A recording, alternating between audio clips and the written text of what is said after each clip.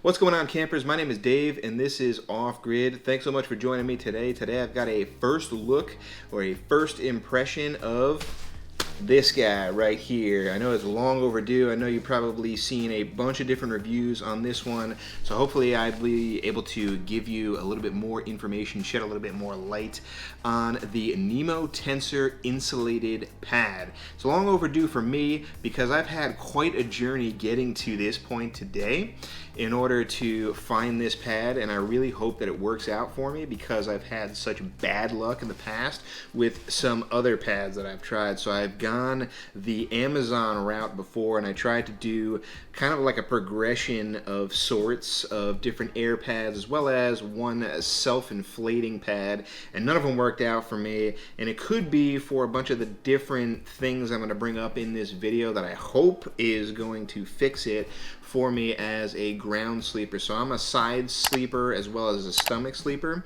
So I'm a very particular type of sleeper, and I like certain comforts to be there. So it's going to probably be more difficult for me to simulate my at-home environment when I'm out in the backcountry. And this has been the elusive thing so far in my early experiences in the outdoors. It's been really difficult for me to get a really great night's sleep, and I think that's probably one of the #1 complaints of a lot of people in the backcountry, is really trying to dial in their sleep system so that they get an awesome night's sleep. And that's really important for when you guys are out there hiking a bunch of miles throughout the days that you're going to be out there, especially if you're out there for multiple days. So I can't stress enough how important it is to get a great night's sleep. But today I'm going to be taking a look at the Nemo Insulated Tensor, and I'm going to be doing the full rundown for you guys, giving you the specs, all of the price points, and my initial first review. I'm going to be doing some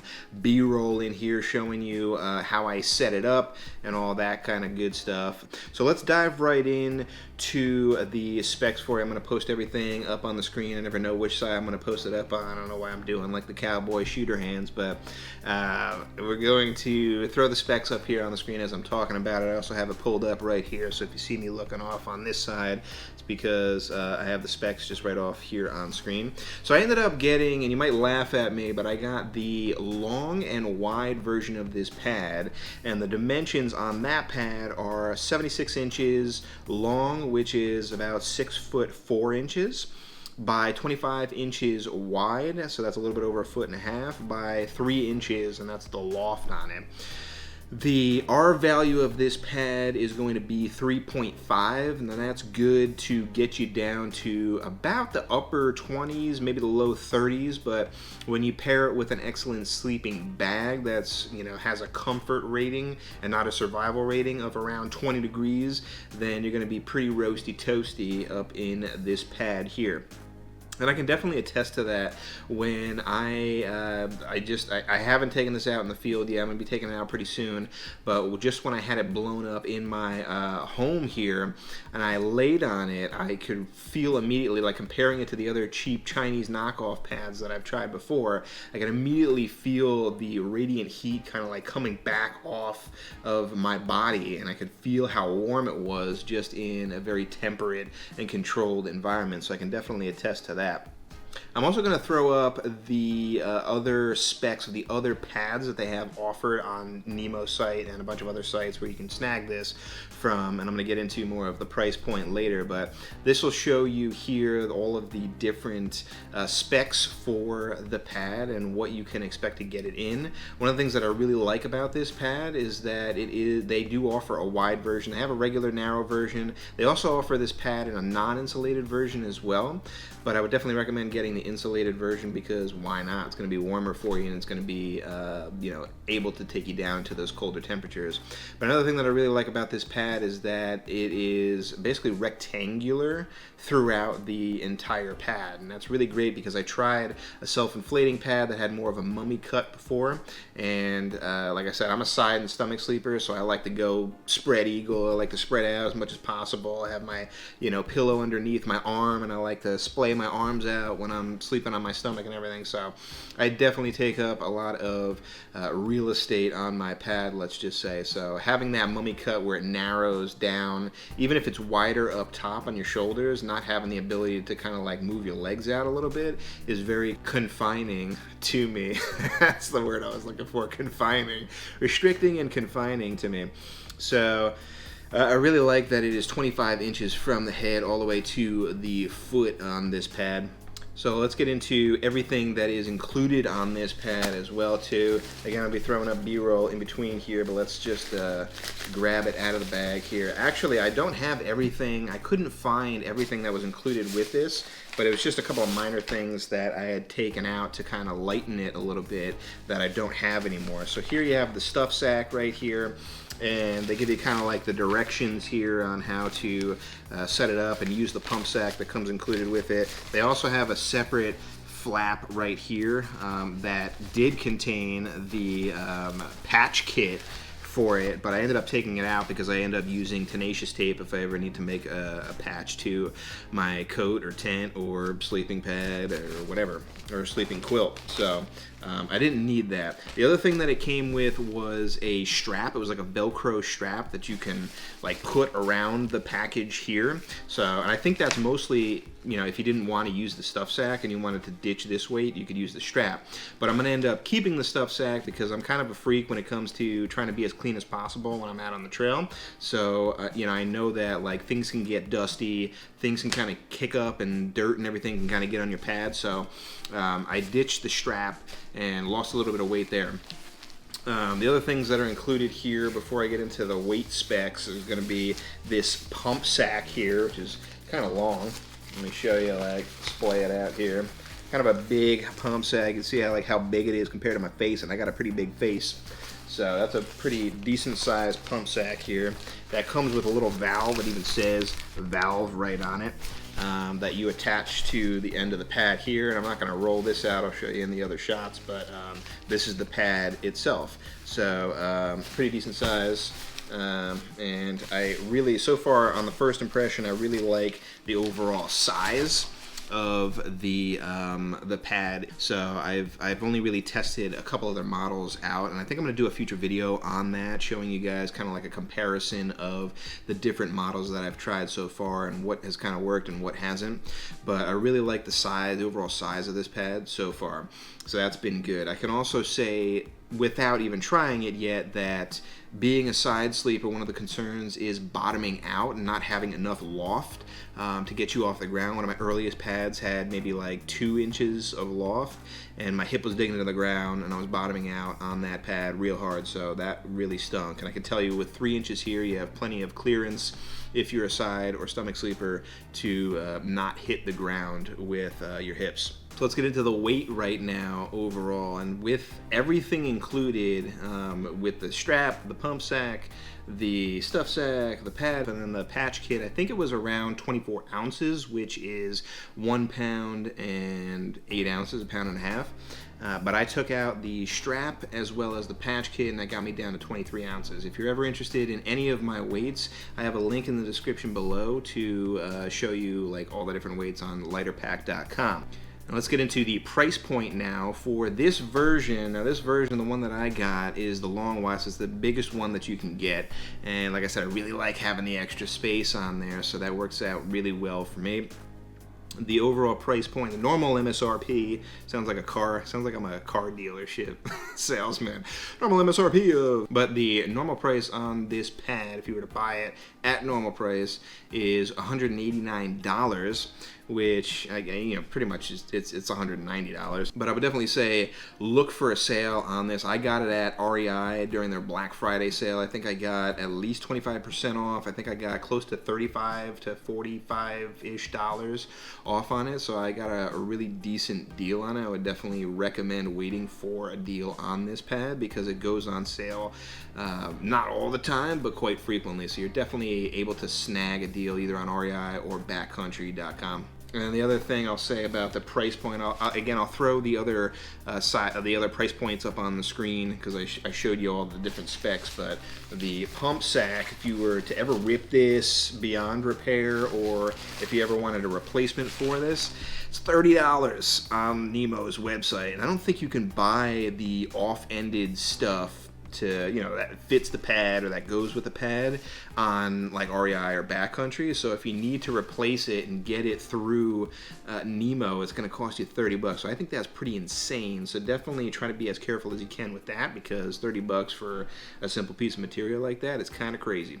So over to the features now of the pad, and I think one of the reasons why this hopefully will end up working a little bit better for me is the overall shape and design of it. So as you can see on top of the pad, it has more of a waffle-like design, and that's, I guess, meant to mimic more of like your mattress pad at home.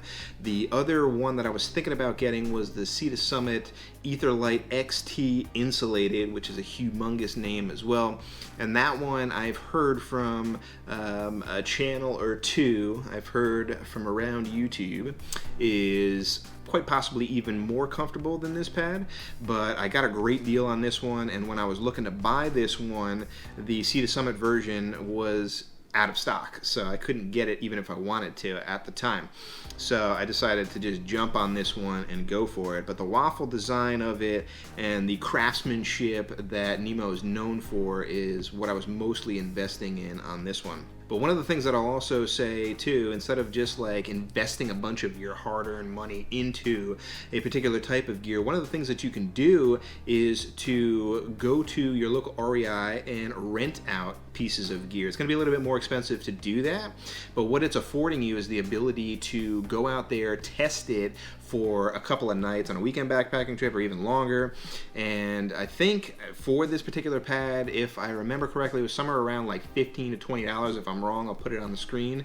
But you know, so if you think about it, like for a weekend for one particular type of gear, that's a pretty decent price to try it out. But when you think about the normal price of this, which again, like I said, is about $190, you're investing in one of the more expensive pieces of gear that is going to be in your backpacking kit. So you're gonna want to try that out before you end up buying it. I got a crazy deal on this one, and I've heard from countless people this is one of the most popular pads on the market, so I just jumped on it. But I would definitely recommend, if you have the time to do so, to rent it out and try it out for a couple of nights first before taking the plunge. Now let's get over into how to blow this sucker up, because there's a few different ways that you can do it. You can have the really old school method of blowing it up with your mouth.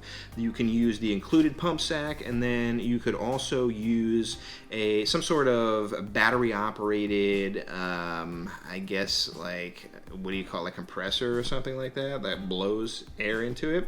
You can find different varieties of each online. But particularly for the battery operated pump one, it's going to be the most heavy.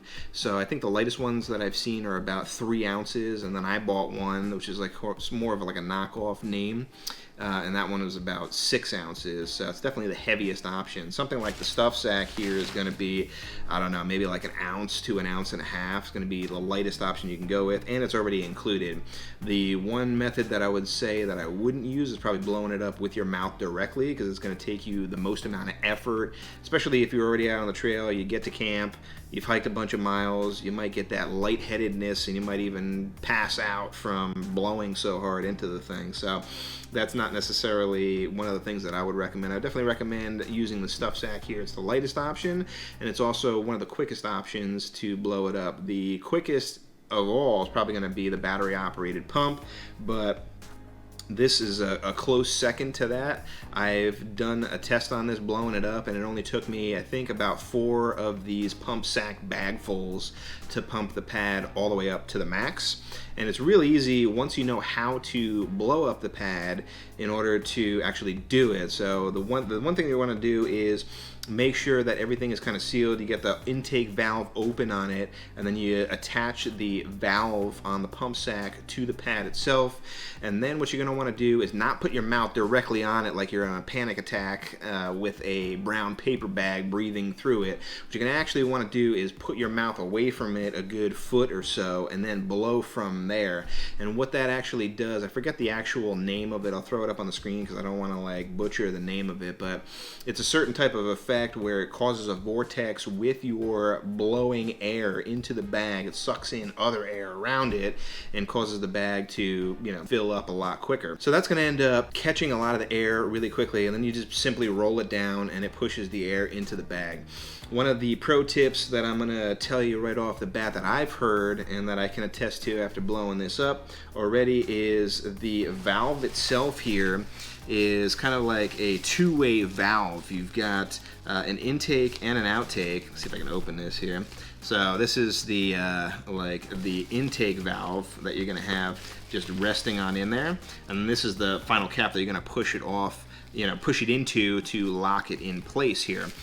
But when you have the stuff sack or the pump sack on, it's going to be on this intake valve right here. And I've seen other people comment that when you have it fully inflated and you go to take that pump sack off, what could end up happening is this intake valve also pops off and ends up dumping a bunch of the air. So this is a really great feature with the pad, because it ends up being able to dump a lot of the air super quickly when you're going to, you know, pack out and leave camp the next day.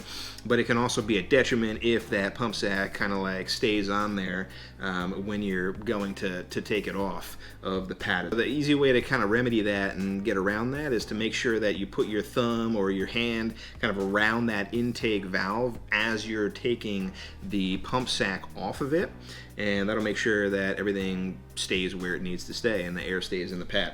And I know I've seen, you know, a bunch of the Thermarest pads, even though they have a new design to it, like a wing lock design to it, I've heard that they are still not as quick to dump the air as the Nemo pads. So that's another pro of the Nemo pads that I really like, is just saving you those few extra minutes or seconds to, you know, dump the air out really quickly when you want to pack up and leave in the morning. The other thing with blowing this up too, and one of the methods is, like I said, like blowing it up with your mouth. I learned from Devin Ashby over at Backcountry Exposure. By the way, dude, you've got like one of the best names for a channel that I've ever heard of, so kudos for that.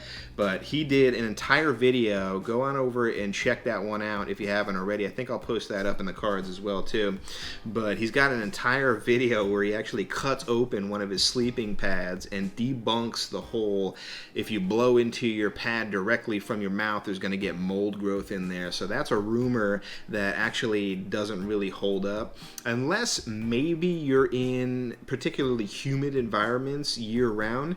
But he basically debunks that whole myth in his video, so that's definitely a cool one to go on over and check out. So if you're worried about blowing this up with your mouth, you don't have to worry about it. So yeah, one of the last things I'll talk about is really just my experience with it so far. Like I said, I haven't taken it out on the trail or in the backcountry as of yet, but I'm really excited about the prospect of it. I've had some really bad and like horrible night's sleep so far on other pads, and I'm definitely still a tent sleeper and not a hammock sleeper.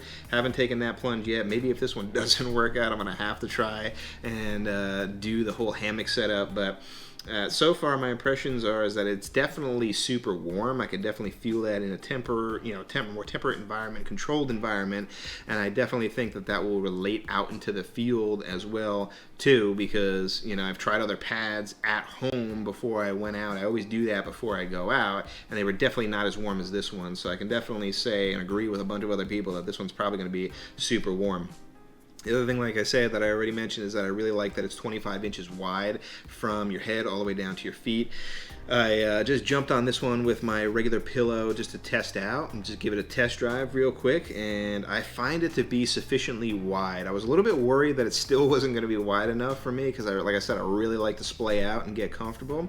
And I know that some of the climate pads get out to, I think, about 30 inches or so, something ridiculous like that. So I was really like hoping for like 27 inches or something like that, but I think the 25 is going to work out pretty well. And a quick comment on the overall weight of the product. It's insulated, so I think it's a pretty decent weight for what it is. Obviously, one of the most popular ones for more warmer weather nowadays has been the, I think it's the Neo Air Uber Light from Thermarest, something like that. I don't know. I think it's like 16 ounces or a little bit less.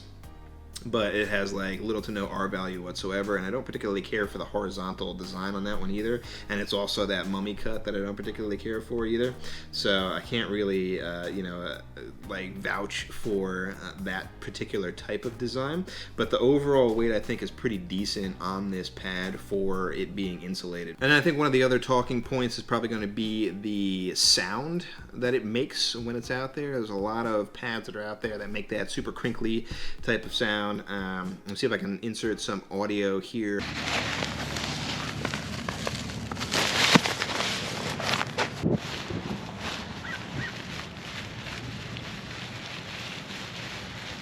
But I've heard that this one is particularly quiet, or one of the more quieter options, and doesn't have a bunch of noise when you're kind of like taking it out. Again, some of the Thermarest ones have more of that reflective mylar type of material in it, and it sounds kind of like a potato bag when you're kind of like rustle it around. So that I've heard could be quite annoying for some people. So I'm really excited that this one is a little bit more quiet. So that's going to do it for my first impression of the Nemo Tensor insulated long and wide version. Let me know in the comments below if you have this pad, if you're thinking about getting this pad, what your experiences with this pad have been, why you might be hyped to get the pad, and let me know if I can expect a decent night's sleep on this thing, because I think at the end of the day, ultimately what you're going to want to have is not only a solid, durable, and reliable pad, but comfort is king for me, always, especially when you're talking about pads or bags and quilts and pillows. You're basically your sleep system, so I really want to get your guys' input on what your experience has been with this pad so far. I'm really looking forward to hearing from you guys on that one. And today's shout out is going to go over to Devin at Backcountry Exposure. This guy has an amazing channel. He's super informative, and I've learned so much from him already. One of the great things about him is that he has a job in the outdoors. It's pretty crazy. This guy got his degree in, and I'm sorry if I'm butchering this, but outdoor recreation and management. He managed a rock climbing gym for a number of years, and now I think he's since moved on to Waymark Packs. If you haven't heard about them, they're one of the biggest up-and-comers in the backpacking community. So this guy eats, lives, and breathes the outdoors, and he has been doing so for quite a long time now, even though he's still a pretty young guy. So I've learned quite a lot about a lot of different gear from his channel, but he also has some great trips that he goes on over in one of the neighboring states of mine here in California. He's over in Utah, so he's got like I think 4 or 5 like national parks there, so I'm really jealous of his area and what he gets to go out and see all the time. I took a trek out there and went all the way on my way up to Yellowstone. I hit Bryce and hit Zion, but his videos, he's like there almost like every other week. So this guy has some amazing footage. He's got some great gear reviews, so if you haven't checked out his channel, definitely head on over and check it out. Again, post the link in the cards and then down in the description as well for his channel. Thanks so much for watching, guys. If you liked what you saw today, give me the old thumbs up and then hit the bell notification so that you can be aware of all the videos that I have coming out. And it's also important to hit the bell notification so that you can be aware of the different discussions that I like to post in my discussion and community tab. On there, I'm going to be posting different things like questions out to you guys, polls, information on all the giveaways that I have going on, and anything else. So that's why it's really important to hit that subscribe button as well. So that's going to do it for me this week. Thanks so much for watching, and I'll see you on the next one.